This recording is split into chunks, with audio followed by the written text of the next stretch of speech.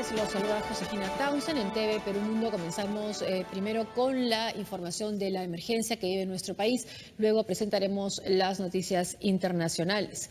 El presidente de la República, Pedro Pablo Kuczynski, llegó esta mañana a la región Piura tras la inundación registrada en la víspera. En su primera parada, el mandatario visitó el Colegio Miguel Cortés para supervisar la condición de las 80 familias que se albergan ahí tras el desborde del río Piura. Acompañado por algunos de sus ministros, Kuczynski se reunió con autoridades en el Centro de Operaciones Regional COER para coordinar las acciones inmediatas a tomar ante las inundaciones que azotan el norte de nuestro país.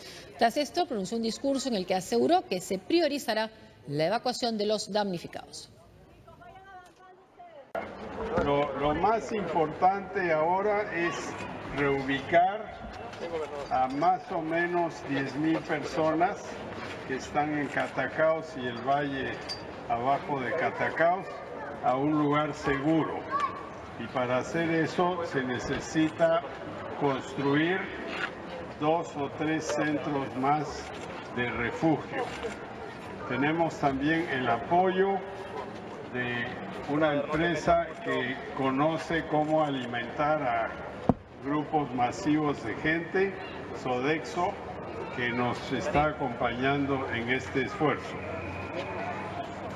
Lo importante aquí es saber cuánto tiempo va a durar eso y no lo podemos decir. Pero lo más probable es que estos refugios deban durar más o menos un mes. Y tenemos que desaguar. El ministro de Vivienda y Saneamiento se está quedando aquí para organizar el desagüe que hay tanto en la ciudad como en el valle más abajo. Más de 1.000 personas fueron rescatadas en la víspera en Catacaos y Bajo Piura. Un bebé de mes y medio de nacido fue auxiliado por personal del ejército junto con una anciana y una mujer embarazada. La policía informó que no se reportaron pérdidas humanas. El desborde del río Piura ha afectado seriamente a Catacaos. En este distrito, al menos 500 personas que habían quedado atrapadas en el segundo piso de sus viviendas fueron rescatadas en las últimas horas. El agua, que supera el 1,80 m de altura, aún afecta a cientos de vecinos. El jefe de la región policial Piura, Luis Viso, desmintió las versiones que reportaban la muerte de 4 personas que habrían fallecido a causa de lluvias e inundaciones en Catacaos. Desaparecidos no nos han reportado hasta el momento, no se han acercado los locales policiales que han sido inundados también, pero no han reportado ninguna de esas personas desaparecidas hasta el momento. Perfecto. ¿Fallecidos tampoco, general? Tampoco. En un enlace telefónico con 7.3 Noticias, informó sobre los trabajos de rescate en toda la región, en especial en Catacaos y Bajo Piura. El día de ayer hemos realizado 1.019 rescates y auxilios de personas, tanto en Piura, pero mayormente centrada en la zona de Catacaos y el Bajo Piura. En estos momentos tengo personal de salvataje y rescatistas desplegados en todo el viaje de Piura y estamos haciendo operaciones coordinadas con la Fuerza Armada. En la misma localidad, una bebé de mes y medio de nacida fue entregada a su abuela, quien la abrazó fuertemente, luego de que soldados del ejército la rescataran utilizando una pequeña tina. El ejército está rescatando a una bebé en una tina. Una bebé en una tina es rescatada en estos momentos por personal del ejército del Perú. Con todo. Realmente conmovedor esto, realmente conmovedor. A través de este pequeño espacio, en una puerta de metal, también fueron rescatadas 6 personas, entre ellas una anciana y una mujer embarazada. Todos fueron trasladados en la lancha de rescate a un centro médico para comprobar su estado de salud. Está embarazada, me dicen. Está embarazada. Está embarazada esta señora. Despacio. En la víspera, el ministro de Agricultura y Riego, José Hernández, recorrió las zonas más afectadas de Catacaos. Aquí escuchó las principales demandas de los pobladores, con quienes coordinó la ayuda que el gobierno viene ejecutando en la zona. Vamos ahora en vivo a Piura con Óscar Altamirano, nuestro corresponsal. Óscar, buenas tardes. ¿Cuál es la situación en Piura en este momento? ¿Cómo está, Josefina? Buenas noches. Bueno, pues la situación todavía es un poco complicada debido al traslado de estas personas que han quedado damnificadas luego de inundarse toda la zona de Curamori y de propio Catacaos. Ellos ya han sido trasladados a diferentes albergues. En el caso de la Universidad Nacional de Piura, donde teníamos un albergue, bueno, todos han tenido que retirarse prácticamente al albergue del Colegio Miguel Cortés. Se han instalado también otros albergues, como por ejemplo en el Colegio Basilio y también en el Jorge Basadre, Colegio Jorge Basadre, en la parte de Piura, y ellos están ahí justamente a la espera de la ayuda y de mayor donaciones. Sin embargo, nos comunicaban que, por ejemplo, donaciones que estaban llevando algunas autoridades y personas naturales, por decirlo así, que estaban llegando hasta el distrito de Catacaos, estaban habiendo problemas debido a que la población está desesperada por la ayuda. Hay una comunicación con algunas personas que habían llegado desde Lima, incluso se sabe que la ministra de Salud y el congresista Hernando Ceballos habían llegado hasta esa zona, pero les habían arrebatado las cosas, la ayuda y el agua que llevaban en la parte de atrás de la camioneta. Esto es justamente lo que estaba provocando un poco se estaba incitando tal vez al saqueo debido a personas inescrupulosas, y esto está motivando justamente también que otras personas, esperando sus donaciones, también contribuyan, también participen de estos saqueos. Lamentablemente esto está ocasionando mayor caos. Por la tarde incluso nosotros fuimos testigos de un saqueo que se estaba realizando en una de las calles del distrito de Castilla. La policía tuvo que intervenir justamente por el llamado de los vecinos. Ellos comunicaron a la policía el hecho. La policía llegó, recuperó los objetos que eran básicamente tarros de leche. Sin embargo, más atrás venía nuevamente un grupo de personas que una vez más les quitaron parte de lo que llevaba la policía. Simplemente la policía tuvo que retirarse del lugar y bueno, pues no hubo de una u otra forma en realidad un principio de autoridad también ahí, y ese es el problema. Se está ocasionando un caos en algunas zonas de Piura y es por eso que también llamamos a la calma. Sabemos que hay varias zonas aquí en Piura que se están organizando, las personas se están organizando para llevar donaciones, acopiarlas en algunos sectores y poder llevarlas a las zonas que más lo necesitan. También hay albergues instalados en la carretera Piura-Chiclayo, más o menos por el lado del Trébol, como se conoce. Ahí es donde están llevando más personas también ayuda, porque muchos de los necesitados, de los damnificados, ya están requiriendo agua, alimentos, también cambiarse de ropa debido a que lo han perdido todo con esta inundación. Nosotros estuvimos ahí, también pasamos, en realidad llegamos un poco a la entrada de Catacaos debido a que el mismo río había subido mucho su caudal y no era posible pasar, pero sí logramos ver cómo era la situación en esa zona. Todas las personas estaban en los techos de sus casas esperando ser retirados, ser evacuados de allí.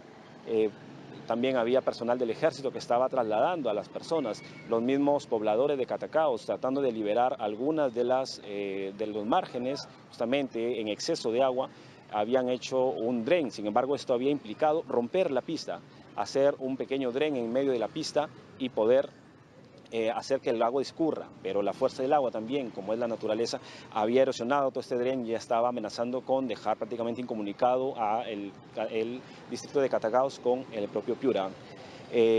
Josefina, ¿alguna consulta hasta aquí? Sí, desde Lima hay mucha, por supuesto, ganas de ayudar, ¿no? Pero ¿qué es lo que más se necesita? Tú mencionaste agua, quizás motobombas.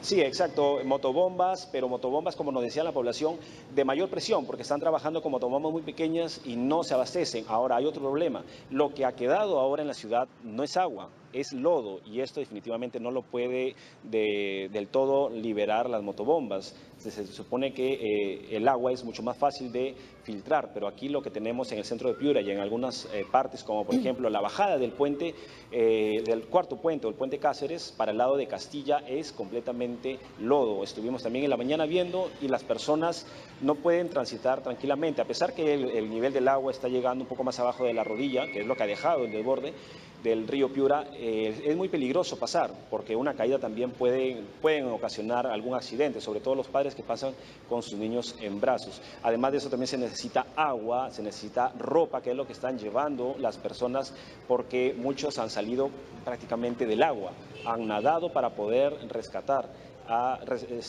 cuidar o salvaguardarse y llegar a zonas más altas. Nos comunicaban también de la propia Marina que estaban llegando el día de mañana personal para poder trasladarse hasta Catacaos y poder digamos, en equipos especializados, poder llegar a rescatar a más personas que se encuentran todavía allí en sus casas, esperando que baje todavía el nivel. Es por eso que la Marina se está trasladando el día de mañana con personal para esas zonas. Temprano también tuvimos a la ministra de Salud, Patricia García, quien nos señalaba que se estaba trayendo brigadas de salud, personal desde Lima, para que atienda al menos en algunas carpas, mayor atención, para que brinde mayor atención a los pacientes, dado que varios establecimientos están llenos de personas ya, debido a que hay mucha población que está requiriendo atención en salud. Así es, gracias, muchas gracias, Oscar, por tu informe completo desde Piura. Era Oscar Altamirano informándonos desde Piura. Ya con la lluvia la semana anterior ya los hospitales estaban prácticamente colapsados, ahora la situación por supuesto es peor.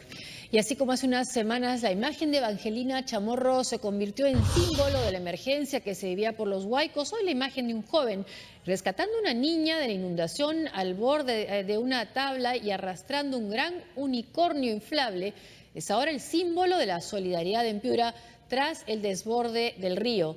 El protagonista de esta imagen es Roberto Guzmán Amaya, un empresario piurano que tras evacuar a su familia de su casa ubicada a metros de la ribera del río Piura decidió regresar y rescatar a otras personas. Su labor como eventual rescatista se hizo más simbólica aún tras esta caricatura realizada por un artista gráfico quien acompañó la imagen con la frase "No todos los héroes llevan capa". En medio de la tragedia, un rayo de luz devolvió la esperanza al pueblo de Trujillo. Una bebé nació en medio de un polideportivo de Huanchaco. En un refugio de damnificados, ubicado en el Polideportivo del Milagro, nació una bebé para la alegría de sus padres que perdieron todas sus pertenencias a causa de los desastres naturales ocurridos en la ciudad de Trujillo. El llanto de la recién nacida, quien pesó 3 kilos 200 gramos, fue sinónimo de vida y amor. La pequeña bautizada como Esperanza Victoria Piminchumo Rodríguez es la menor de 6 hijos. Ante lo ocurrido, el alcalde distrital de Huanchaco, José Ruiz Vega, llegó a este lugar para conocer a la niña. Los padres de la menor le solicitaron al burgomaestre ser el padrino, quien aceptó serlo junto a su esposa. Miles de peces fueron encontrados muertos en el reservorio Cartagena, en Lambayeque. A este panorama se suma que las aguas lucen turbias y las plantas acuáticas se están secando. Miles de peces fueron encontrados muertos en el reservorio Cartagena, administrado por la Comisión de Regantes de Capote en Chiclayo, en la región Lambayeque. Un grupo de agricultores de la zona dieron alerta sobre este lamentable hallazgo. En el lugar se verificó la pérdida de especies de agua dulce como bagre, tilapia, entre otros. Las especies se encuentran varadas en las orillas, en estado de descomposición y otras flotando en el reservorio. A este panorama se suma que las aguas lucen un color oscuro y que las plantas acuáticas se están secando, un hecho que preocupa aún más a los pobladores. Ellos indican que los residuos industriales que son desechados o por el desfogue de las quebradas tras las fuertes lluvias serían las causas de estas muertes, por lo que exigen a las autoridades se investigue el caso. En tanto, optaron por abrir las compuertas para que discurran las aguas y así evitar que las especies que fueron conservadas por muchos años continúen perdiéndose. Loreto se encuentra bajo alerta roja. El aumento del caudal a niveles de riesgo motivó la medida debido a las lluvias fuertes que continúan azotando la región. Los ríos amazónicos continúan en ascenso. El Amazonas se ubicó a 117.16 metros sobre el nivel del mar. Con relación al día de ayer, creció solo 1 centímetro. Esto debido en gran parte a los aportes de caudal que vienen haciendo los afluentes Marañón y Boyaga. El jefe del Senami Loreto, Marco Paredes, dijo que aunque la creciente es sostenida, ahora se observa en menor magnitud. Pese a ello, los principales ríos de la selva se mantienen aún en alerta roja. Todos se mantienen en alerta roja, en especial el Amazonas, que tanto nos preocupa, ¿no? Pero hay una gran ayuda, ¿no? Los ríos afluentes como el Nanay y el Icaya sí están disminuyendo, ¿no? Debido a que no hay contribuciones de lluvia significativa en estas cuencas, ¿no? De tal forma que esto está amortiguando un poco el proceso de inundación acá en nuestra ciudad. El río Ucayali es el único que ya llegó a su nivel máximo y se espera que en las próximas semanas tenga un lento y progresivo descenso de sus aguas. El Senami Loreto pronosticó además que para este fin de semana ocurrirán lluvias fuertes en la región, que afectará también a la ciudad de Iquitos. Japón entregó más de 9 toneladas de ayuda humanitaria para los damnificados por las lluvias. Vamos con Manuel Igra, quien nos trae el reporte desde el Callao. A la fecha, 138 toneladas de ayuda humanitaria procedentes del extranjero han llegado al Perú para los damnificados de las inundaciones. Recientemente, Japón dio su apoyo consistente en 90 carpas, 500 frazadas, 480 colchonetas, 40 purificadores de agua y 50 generadores de electricidad. Bueno, el pueblo japonés está viendo cómo se podría ayudar para las medidas contra las inundaciones, y también se está realizando algunos estudios para poder prevenir las inundaciones.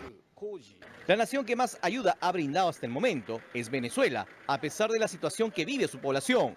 Y en cuanto a alimentos trajo como más o menos 30 toneladas.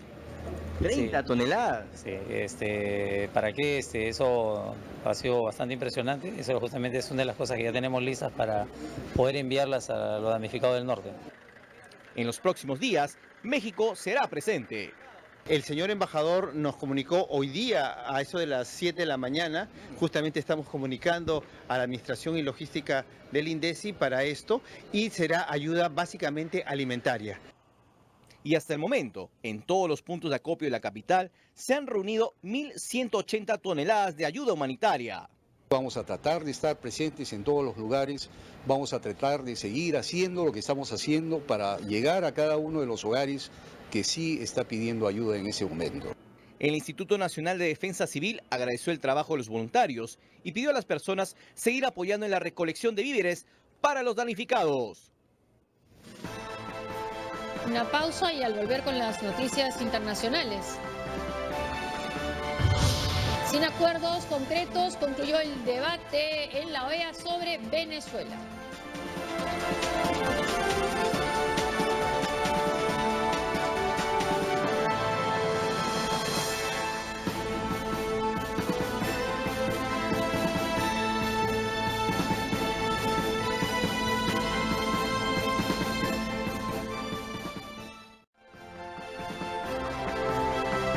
Ya estamos con Farid Cajat para comentar las noticias internacionales. Gracias, Farid, ¿cómo estás? Buenas noches. Buenas noches, con noticias sobre Venezuela. Pese a la negativa del gobierno de Nicolás Maduro, la Organización de Estados Americanos celebró este martes una sesión extraordinaria para discutir la crisis en Venezuela. Veamos. En Washington, Pese al rechazo del gobierno de Nicolás Maduro, la Organización de Estados Americanos, OEA, celebró esta tarde en Washington una sesión extraordinaria para discutir la crisis de Venezuela con la venia de 20 de 34 países, 11 en contra, 2 abstenciones y una ausencia. Los representantes de Venezuela, Nicaragua y Bolivia intentaron retrasar el inicio de este debate por considerar que la sesión era ilícita, ilegal e inexistente. Esta reunión ha sido convocada para discutir el tema de Venezuela sin el consentimiento de Venezuela. Esto es un abuso de poder, esto desnaturaliza los propósitos de esta organización. El secretario general Luis Almagro respondió que solicitar la aplicación de la Carta Democrática no es un acto intervencionista. Lo que se propone es opuesto a un golpe de Estado, sino devolverle la soberanía a un pueblo, indicó. Uno de los primeros en avalar la aplicación del instrumento jurídico de la OEA como una forma de presionar al gobierno para proponer un calendario electoral fue la Asamblea Nacional Venezolana de mayoría opositora. El oficialismo chavista rechazó la sesión extraordinaria de la OEA con una multitudinaria marcha en Caracas. Un día antes, el Tribunal Supremo de Justicia declaró nulo por inconstitucional el acto aprobado por el Legislativo el 21 de marzo, que solicitaba la reactivación del proceso de la Carta Democrática de la OEA. Además, el tribunal despojó de su inmunidad a diputados opositores por supuesto desacato. Durante 4 horas se ha tratado el tema de Venezuela en la OEA. ¿Qué podía salir o qué puede salir de esta reunión? A ver, según la Carta Democrática,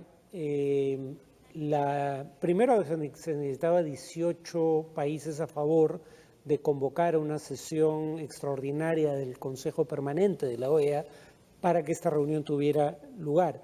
No se requiere el consentimiento del país que es objeto de evaluación. En ese sentido, el pedido de Venezuela no procede.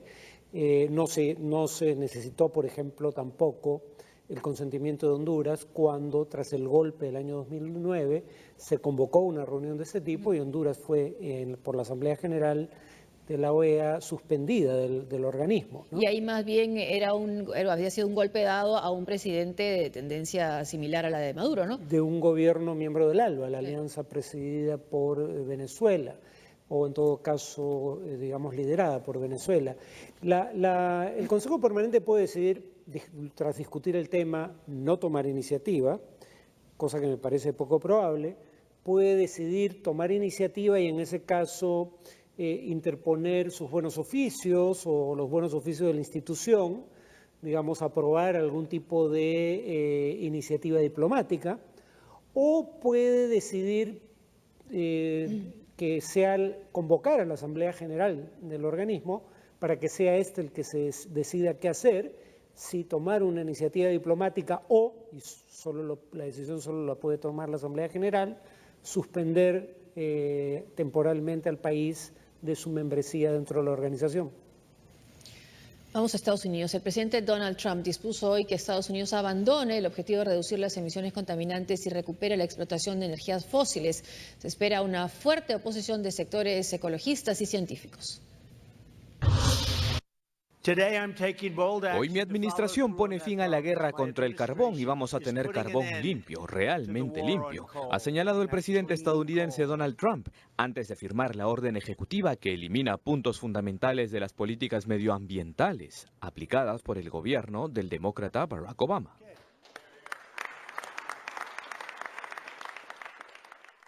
A decir de Trump, las regulaciones del Plan de Energía Limpia de Obama, que limitaba las emisiones de dióxido de carbono, son una traba para la economía por obstaculizar la actividad de los perforadores de petróleo y los mineros de carbón. Por esta razón, firmó la denominada Orden de Independencia Energética, que, entre otros asuntos, deshace las normas para reducir las emisiones de metano de la producción de petróleo y gas. También elimina el impedimento del uso de tierra federal para la extracción de carbón. Trump señaló que esto permitirá a la Agencia de Protección Ambiental de los Estados Unidos, EPA, concentrarse en su misión primordial como proteger el aire y el agua, empezando una revolución energética.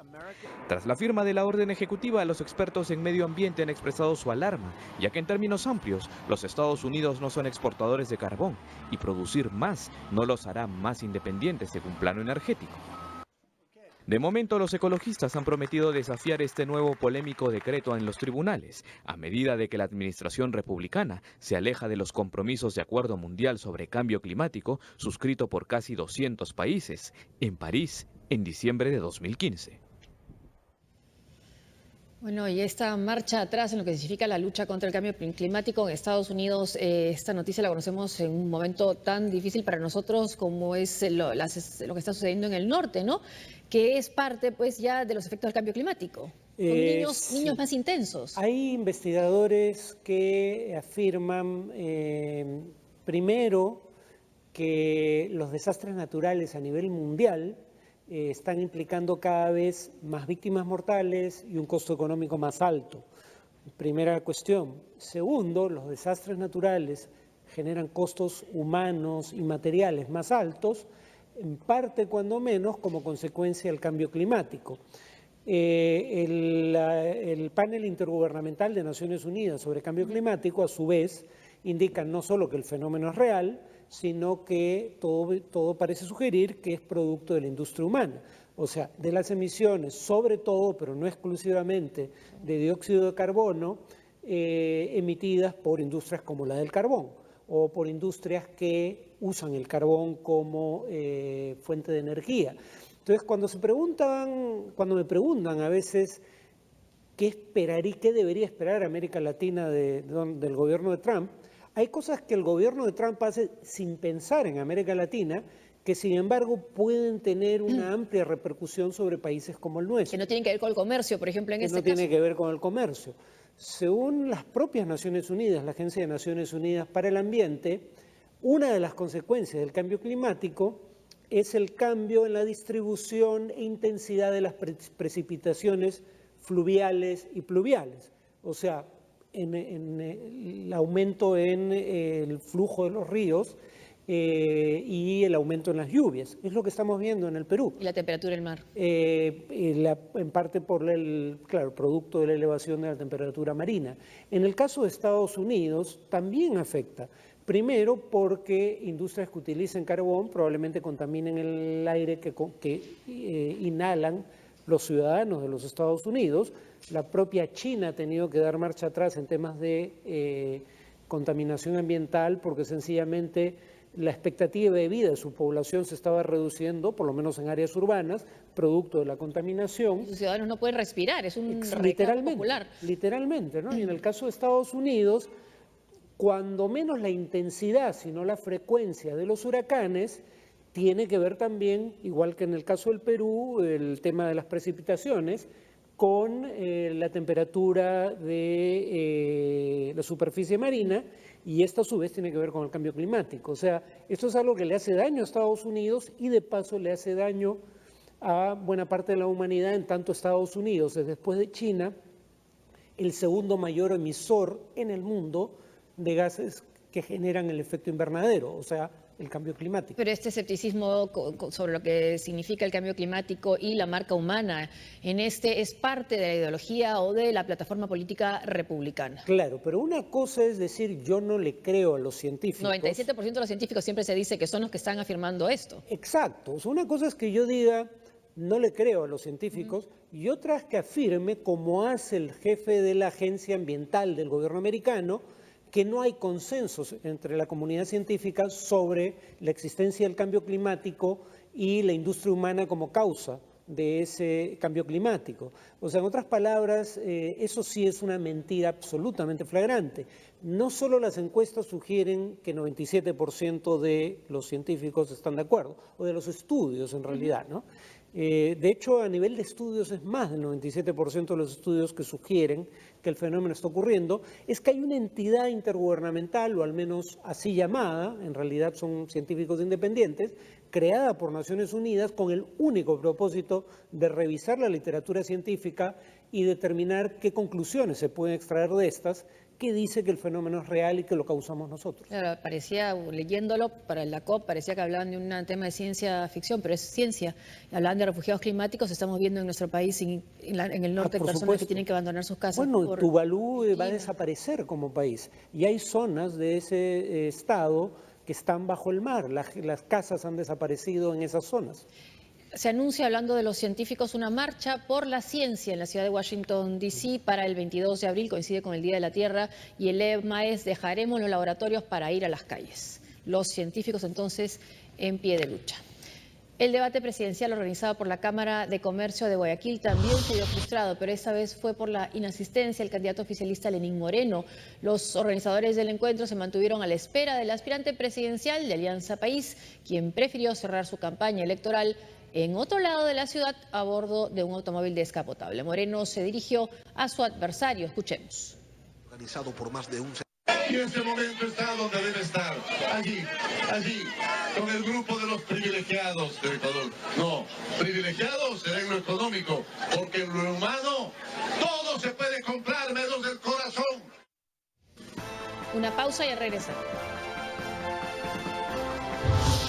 El Parlamento escocés dio luz verde a un nuevo referéndum independentista. Además, el mega ciclón Debbie golpea a Australia.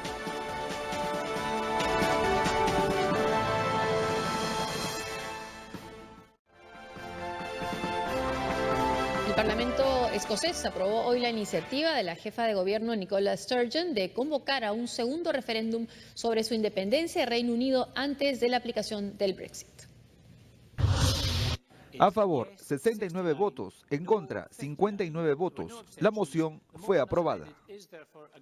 De esta manera fue aprobado el proyecto de ley para un nuevo referéndum por la independencia de Escocia, presentado por la ministra principal Nicola Sturgeon. La jefa de gobierno saludó la decisión del Parlamento y anunció que emprenderá una discusión alturada con la primera ministra británica Theresa May. Acojo con gran satisfacción la votación del Parlamento. El gobierno escocés tiene ahora un mandato para tratar de discutir con el gobierno del Reino Unido. Y ahora vamos a buscar un debate razonable y constructivo. Si bien coincide con May en que ahora no es el momento de celebrar la consulta popular, Sturgeon señaló que el proceso se realizaría entre 2018 y 2019, una vez encaminado el Brexit. Espero que el gobierno del Reino Unido respete la opinión del Parlamento, que consiste simplemente en dar al pueblo escocés la capacidad de decidir. Esta opción estará disponible cuando los términos del Brexit estén claros. Evaluaremos estas discusiones las próximas semanas.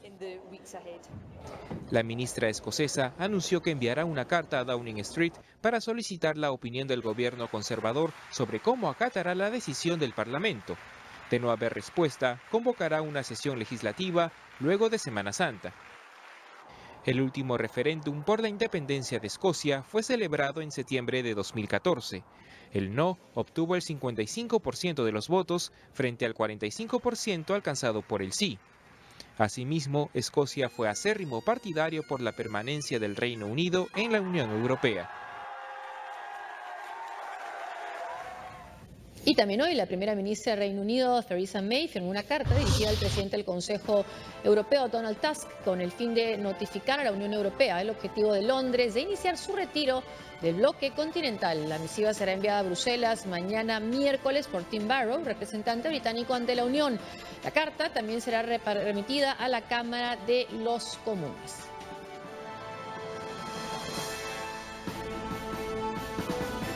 Bueno, ¿qué cambios los que se esperan entonces en la isla? Sí, digamos que primero está el tema de la incertidumbre sobre los términos de un eventual acuerdo. Eso va a tener un costo económico de por sí.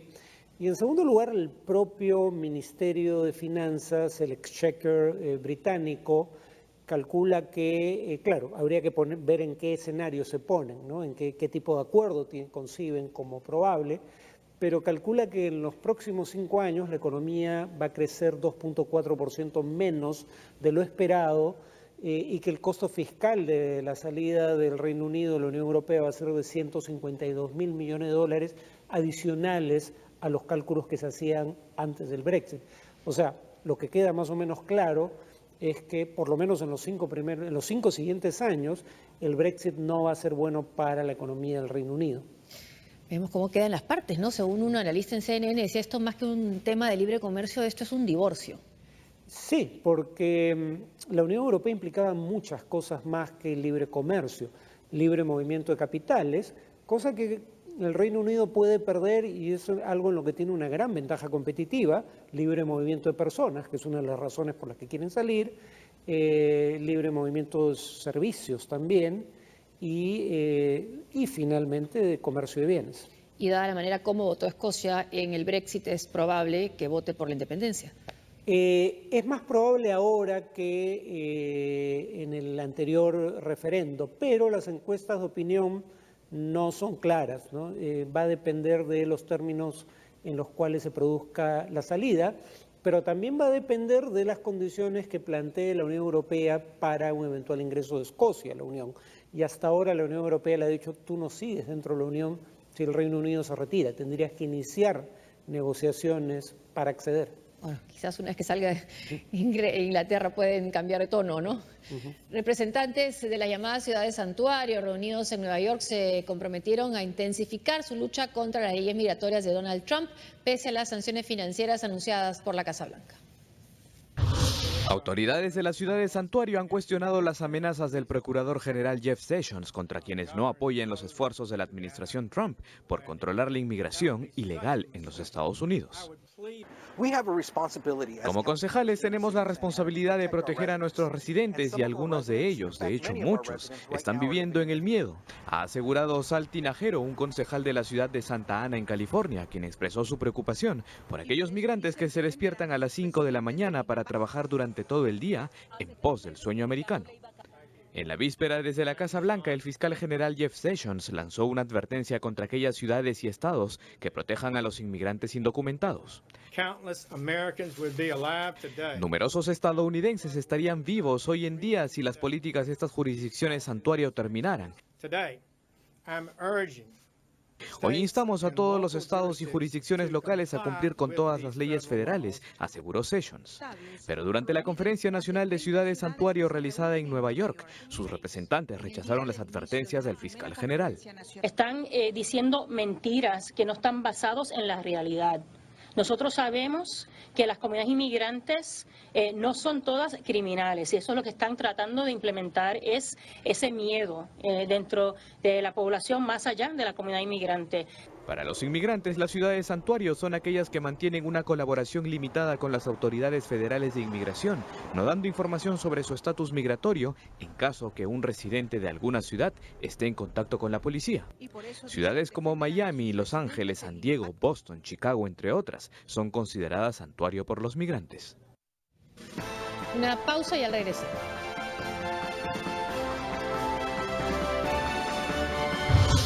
Crece la violencia en la República del Congo ante la negativa del gobierno a convocar elecciones.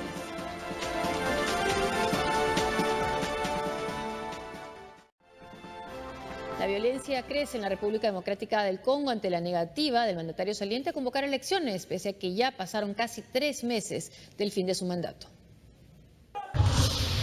Perdigones y gases lacrimógenos fueron lanzadas por la policía contra decenas de manifestantes en Kinshasa, luego que las mesas de diálogo entre el gobierno del presidente Joseph Kabila y la oposición concluyeran sin acuerdos.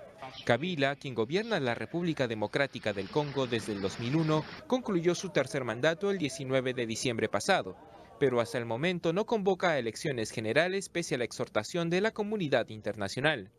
La oposición había acordado inicialmente que el mandatario culmine su periodo a fines de este año, con el objetivo de convocar a nuevos comicios.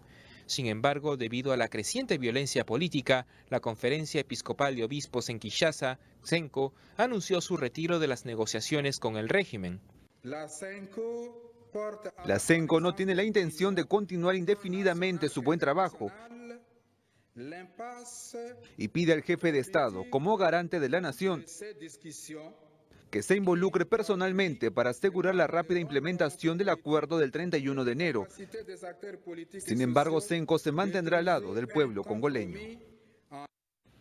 A esta crisis se suma la reciente decapitación de al menos 40 policías registradas este último fin de semana por parte de la milicia Kangwina Nsapu, grupo alzado en armas contra el gobierno desde junio pasado y que desde la muerte de su líder Jean-Pierre Pandi en agosto del 2016 juró que vengaría su muerte.